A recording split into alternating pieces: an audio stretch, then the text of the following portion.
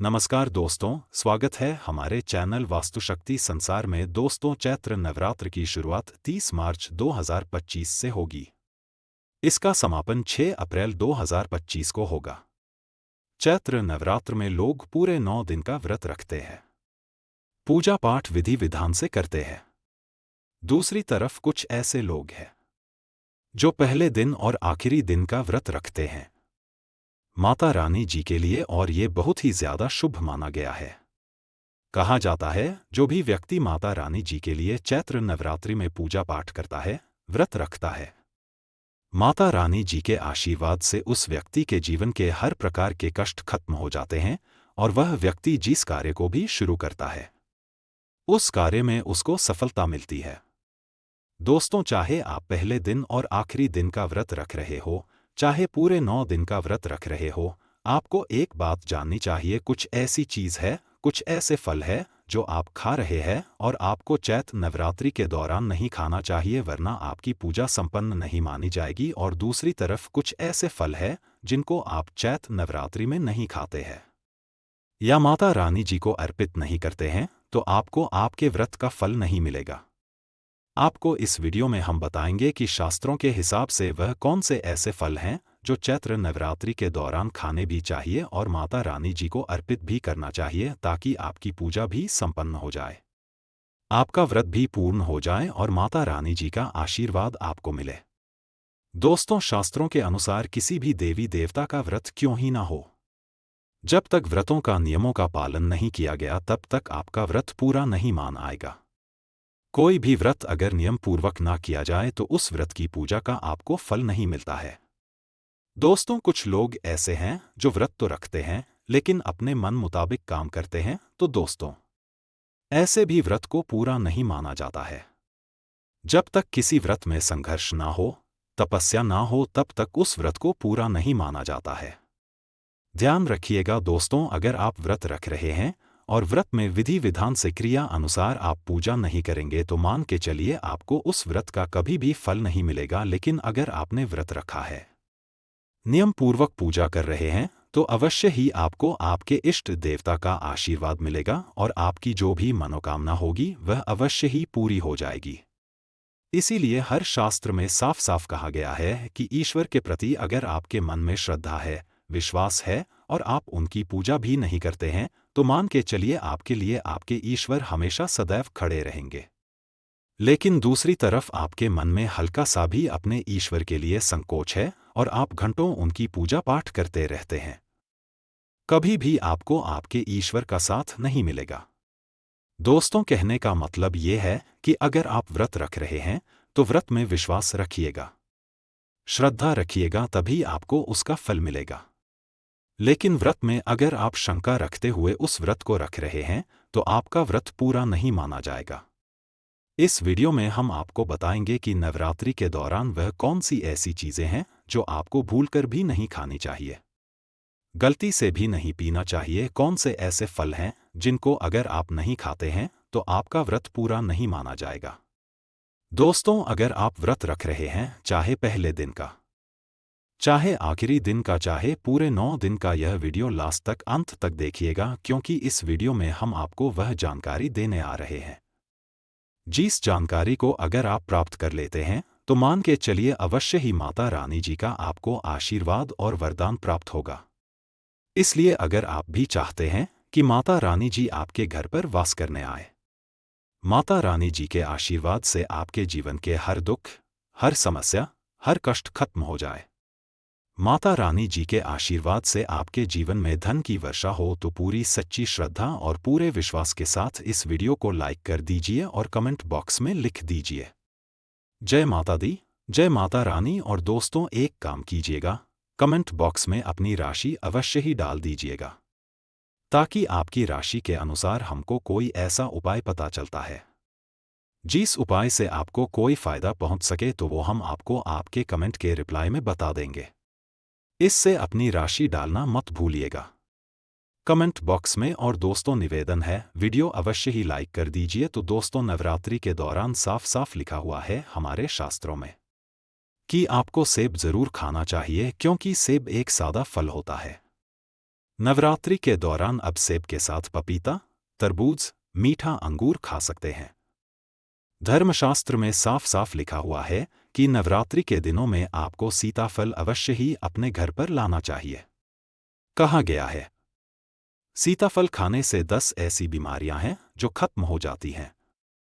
माना जाता है कि सीताफल में माता सीता जी का वह आशीर्वाद होता है।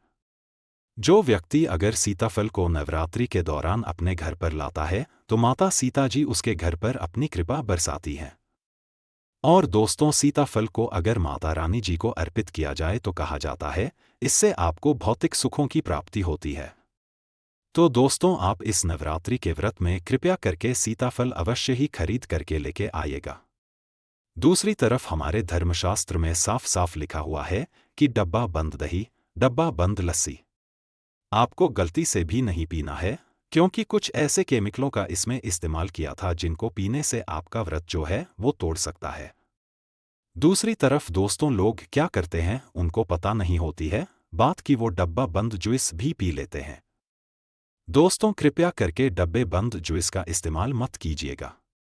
अगर आपको जूस पीना है तो अपने सामने जूस निकलवा लीजिए या अपने घर पे जूस निकाल लीजिए, और कभी भी जूस में नमक का इस्तेमाल नहीं किया जाता है। अगर आप जूस में नमक का इस्तेमाल कर रहे हैं तो दोस्तों आपकी पूजा संपन्न नहीं मानी जाएगी। दोस्तों, नवरात्रि में कुट्टू का आटा, सिंघाड़े का आटे का इस्तेमाल होता है। अब लोग गलती क्या कर बैठते हैं कि घर में जो उनका पहले का ही सिंघाड़े का आटा और कुट्टू का आटा रखा होता है वह उसका इस्तेमाल करने लग जाते हैं। लेकिन आप इस बात का ध्यान नहीं देते हैं कि जो पहले का आटा आपके पास रखा हुआ है उसमें छोटे छोटे कीड़े मकोड़े पड़ जाते हैं जो आपको दिखाई नहीं देते हैं, और यह जब आप लोग खा लेते हैं तो एक तरीके से आप मांस का सेवन कर लेते हैं और इससे आपका व्रत टूट जाता है। तो इस बात का ध्यान रखिएगा। फ्रेश आटा खरीद करके लाइए और उसी का इस्तेमाल कीजिए, उसी का सेवन कीजिएगा। दोस्तों, नवरात्रि में आप दही खा सकते हैं, नवरात्रि में आप दूध पी सकते हैं, नवरात्रि में आप चाय भी पी सकते हैं। बस आपको इस बात का विशेष करके ध्यान रखना होगा दोस्तों कि नवरात्रि के व्रत में पेट भर के खाना मत खाइएगा। हम आपको जैसे वीडियो की शुरुआत में ही बता चुके हैं कि नवरात्रि में जब तक आप तपस्या नहीं करेंगे, संघर्ष नहीं करेंगे, तब तक आपके व्रत का आपको फल नहीं मिलेगा। अब आपको एक चीज बता दे दोस्तों, नवरात्रि के 9 दिनों में माता रानी आदिशक्ति जी की पूजा हम करते हैं। माता रानी जी के 9 स्वरूप हैं। 9 स्वरूपों को अलग अलग फल चढ़ाए जाते हैं। बहुत से लोग गलती क्या कर देते हैं, माता रानी जी के अलग अलग स्वरूपों को एक ही तरीके के फल चढ़ाते हैं।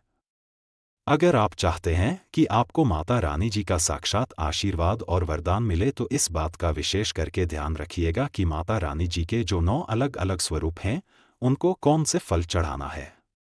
अगर आप इतना करते हैं तो मान के चलिए आपका व्रत पूरा हो जाएगा और इस चैत्र नवरात्रि के बाद माता रानी जी का आशीर्वाद और वरदान आपको वो मिलेगा कि आप अपने जीवन में अगर दुख, गरीबी, दरिद्रता से परेशान थे, इन तरीके की परेशानी से आपको मुक्ति मिल जाएगी और माता रानी जी के आशीर्वाद से आप अपने जीवन में बहुत ही ज्यादा उन्नति करेंगे, बहुत ही ज्यादा आगे जाएंगे। दोस्तों, अभी तक हमने आपको व्रत की वह चीजें बताई जो आपको ध्यान में रखनी होगी। अब आपको हम वह चीजें बताएंगे, वह उपाय बताएंगे जो नवरात्रि के दौरान अगर आप करते हैं तो माता रानी जी का आपको साक्षात आशीर्वाद मिलेगा और माता रानी जी के आशीर्वाद से आप अपने जीवन में जिस कार्य को भी शुरू करेंगे उस कार्य में आपको सफलता मिलेंगे। वीडियो में आगे बढ़ने से पहले आपसे निवेदन था कि अभी तक आपने वीडियो को लाइक नहीं किया है, वीडियो को लाइक कर दीजिएगा। तो दोस्तों, नवरात्रि के दौरान आपको इस बात का विशेष करके ध्यान रखना होगा कि अगर आपके घर पर कोई भी भिक्षुक आता है उसको खाली हाथ मत जाने दीजिएगा। 5 रुपए, 10 रुपए कुछ भी हो या अवश्य ही दे दीजिएगा। नवरात्रि के दौरान आपको इस बात का विशेष करके ध्यान रखना होगा कि अगर आप चाहते हैं कि आपकी पूजा संपन्न हो जाए तो पूजा करते वक्त आपको गंगाजल का छिड़काव कर लेना है। दोस्तों, नवरात्रि के दौरान बहुत से लोग यह गलती कर बैठते हैं कि जो माता जी की चौकी लगाते हैं उसको पेपर पे लगा देते हैं। कभी भी माता रानी जी की चौकी को पेपर पे नहीं लगाना चाहिए। लाल कपड़ा बिछा करके माता रानी जी की चौकी लगाई जाती है। चौथा, माता रानी जी की पूजा में जो आप लोग नारियल का इस्तेमाल करते हैं, दोस्तों नारियल का तभी इस्तेमाल कीजिएगा जब आप पानी वाला नारियल हो और जटा वाला नारियल हो। दोस्तों नारियल दो प्रकार के होते हैं, एक हरा नारियल, एक जटे वाला नारियल, लेकिन उसमें पानी नहीं होता है। माता रानी जी की पूजा में उस नारियल का इस्तेमाल किया जाता है जिस नारियल में पानी होता है, और जो जटा वाला होता है, तो इस बात का आपको विशेष करके ध्यान रखना होगा। आखिरी, महिलाएं जो भी माता रानी जी के लिए पूजा पाठ कर रही है, वो सफ़ेद और काले वस्त्र का धारण गलती से भी ना करे। लाल वस्त्र का धारण करके अगर आप माता रानी जी की पूजा पाठ करती है, तो आपको माता रानी जी की असीम कृपा प्राप्त होती है और आपके जीवन में माता रानी जी का वो वरदान आता है कि आपकी हर मनोकामना पूरी हो जाती है। तो दोस्तों, ये नवरात्रि आपके जीवन में बहुत सारी खुशियां लेके आए। हम अपने चैनल से माता रानी जी से यही प्रार्थना करेंगे। आपसे भी हाथ जोड़ करके निवेदन है कि अभी तक आपने वीडियो को लाइक नहीं किया है, वीडियो को लाइक कर दीजिए। जय माता दी, जय माता रानी।